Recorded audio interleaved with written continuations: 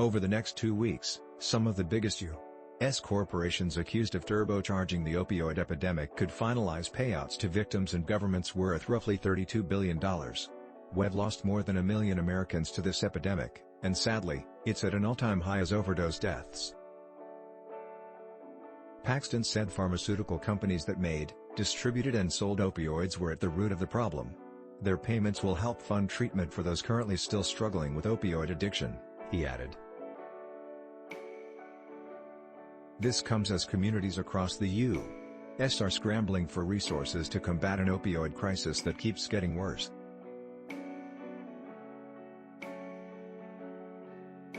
Drug overdoses killed more than 104,000 Americans in the most recent 12-month period for which data is available, according to the Centers for Disease Control and Prevention.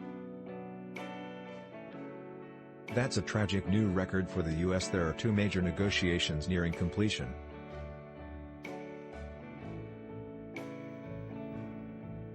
The largest involves major drug distributors and wholesalers AmerisourceBergen, Cardinal Health and McKesson, along with health products giant Johnson & Johnson.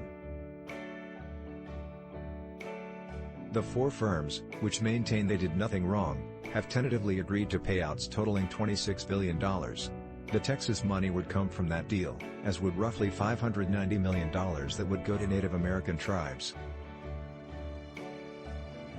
Sources directly involved in the negotiation tell NPR that a final settlement plan involving most of the 50 states, local governments and victims could be announced as early as Friday. The other intense negotiation involves Purdue Pharma, maker of Oxycontin, and its owners, members of the Sackler family.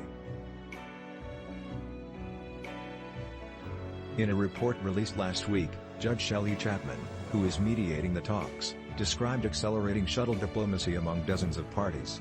She concluded there was substantial progress toward a deal now worth as much as $6 billion. While they say they've done nothing wrong, the Sacklers and their privately owned company have faced a growing public backlash for their alleged role pushing to boost sales of opioid pain medications despite surging rates of addiction and overdose death. An earlier settlement, struck last year as part of Purdue Pharma's bankruptcy proceeding, would have meant a payout of roughly $4.5 billion.